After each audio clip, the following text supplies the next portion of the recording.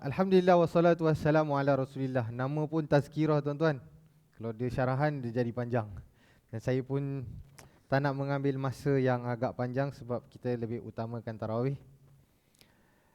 Alhamdulillah, segala puji bagi Allah Subhanahu Wa Taala. Diam tak diam kita sudah hampir setengah Ramadan. Cuba kita reflect. Yang benda boleh reflect ni hanyalah diri kita. Sejauh mana kita telah capai sepanjang 14 Ramadan ini. Adakah target dan goal kita tu tercapai atau tidak? Atau kita masih jauh lagi? Ataupun kita masih macam sebelum Ramadan lagi? Apa khabar kita dengan Al-Quran? Apa khabar kita dengan Sunnah Nabawiyah? Apa khabar kita dengan amal-amal soleh kita? Kita masih lagi diberi peluang oleh Allah SWT. Saya selalu cakap dan beri peringatan untuk diri saya bahawa bulan Ramadan ni adalah bulan kalau kita buka tender kan, Allah bagi kita open tender. Tidak ada batas dalam bulan Ramadan ni dalam melakukan amal soleh. Bahkan Allah akan bagi sesuatu yang di luar jangkaan kita. Betul tak tuan-tuan? Antaranya Lailatul Qadar. InsyaAllah kita doa semoga Allah SWT mempertemukan kita dengan Lailatul Qadar. Di dalam kesenangan kita ini, jangan lupa kepada ikhwah-ikhwah kita yang sedang dihadapi dengan peperangan, ya, antaranya di Palestin, di Syria, dan ikhwah-ikhwah yang terkandas tak dapat pulang. Saya ada kawan-kawan yang buat umrah Ramadan tapi tak boleh balik. Ya, kita doa Allah SWT mempermudahkan urusan mereka. So, ilmu tanpa amal ibarat pelita tanpa minyak. Saya teringat satu pepatah Arab, al-ilmu bila amalin kasyajarah bila samar. Sebenarnya dengar? Ilmu tanpa amal seperti pokok yang tidak ada buahnya. So tuan-tuan, sebelum nak ada buah tu dia nak kena ada ilmu tuan-tuan. Ya. Dan untuk mendapatkan ilmu ni, baik apa sajalah, ilmu dunia maupun dunia ataupun akhirat, dia kena ada namanya juhud. Kita kena ada strive dan usaha untuk mendapatkan ilmu ni. Sekarang ilmu senang je Ustaz. ChatGPT je. Betul tak? Kan? ChatGPT je senang. Dengan okeylah, ChatGPT ni saya boleh cakap 1% daripada ilmu yang patut kita ada. Sebab kalau kita nak bandingkan dengan para ulama yang sebelum-sebelum ni mencari ilmu, dengan kita cara mendapat ilmu ni jauh beza. Dan sebab tu kita kurang appreciate ilmu tu sebab kita semua dapat. Internet buka semua ada. Google, share Google. Saya teringat juga bila waktu belajar tuan-tuan, ini share saya test kita. Masa tu pelajaran nama dia Ruwatul Hadis. Ruwatul Hadis ni dia subjek tentang buku. No, bukan ruwat. Takhrijul hadis. Saya graduate dalam bagi hadis. So takhrij hadis ni seorang-seorang share bagi hadis. Lepas tu saya cakap dengan semua student, jangan cari dekat internet. Amanah. Kita pun alah, share tak tahu. Betul tak? Takkan saya nak tahu kita dapat daripada internet ke tak. Masa tu dah ada lah internet. Hari nak bentang tu, saya akan jumpa tiap-tiap minggu. Takhrij ni saya akan jumpa tiap-tiap minggu, tanya apa perkembangan takhrij korang ni. Lepas tu saya kata, saya tak jumpa sih hadis ni. Dia kata, kat mana kau cari Adalah resource. Nak tipu tak boleh dah ni. Cakap, mana kau dapat hadis? Mana kau cari?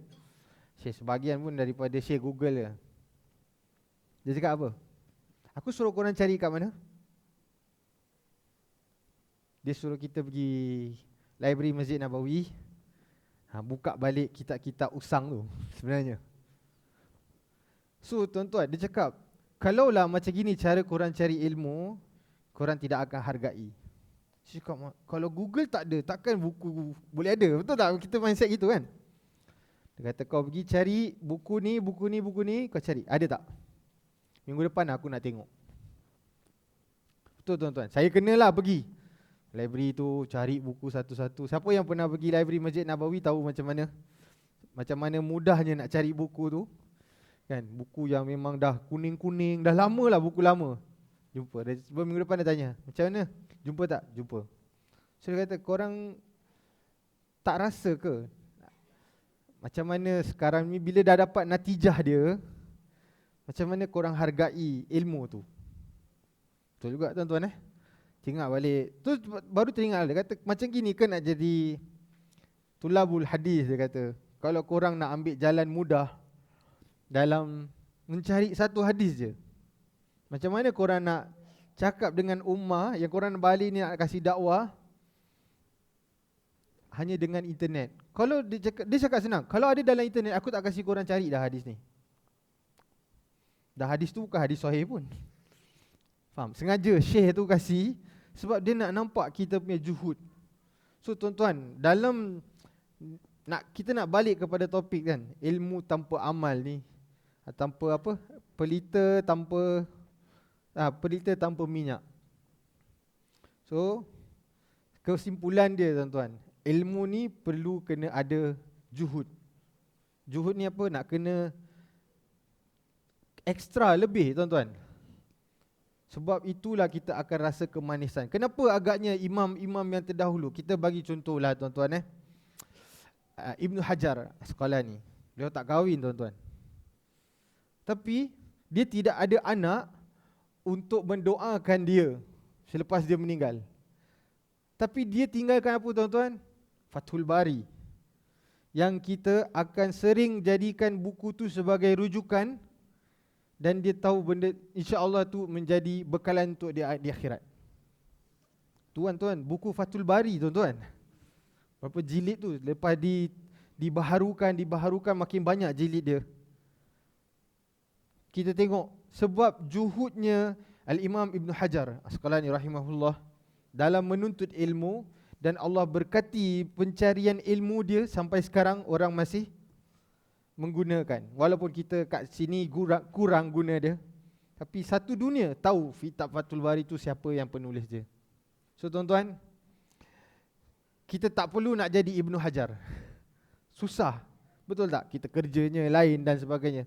Tapi sekurang-kurangnya kita tinggalkan satu ilmu kepada anak-anak kita supaya menjadi bekalan kita di akhirat kelak.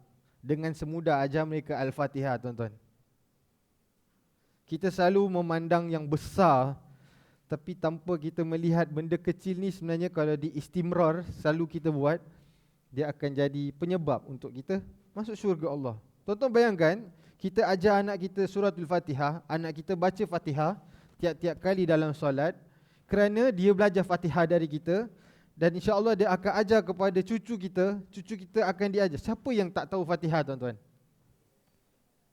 Kita selalu fikir yang besar kan, kita nak yang besar. Tapi kita satu kali besar tak buat, dengan benda kecil kita buat tapi istimrar, diulangi selalu, insya-Allah lebih bermanfaat.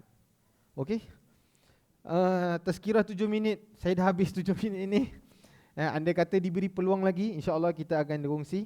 Kalau tak ada tuan-tuan, ilmu ni yang saya kongsi, kita ajarkan kepada yang lain, semoga mendapat keberkahan. Kalau kita tak jumpa kat dunia tuan-tuan, saya harap kita jumpa dalam syurga Allah Subhanahu Wa Taala. Amin ya rabbal alamin. Aqulu qawli hadza wa astaghfirullahal azim li wa lakum. Wassalamualaikum warahmatullahi taala wabarakatuh.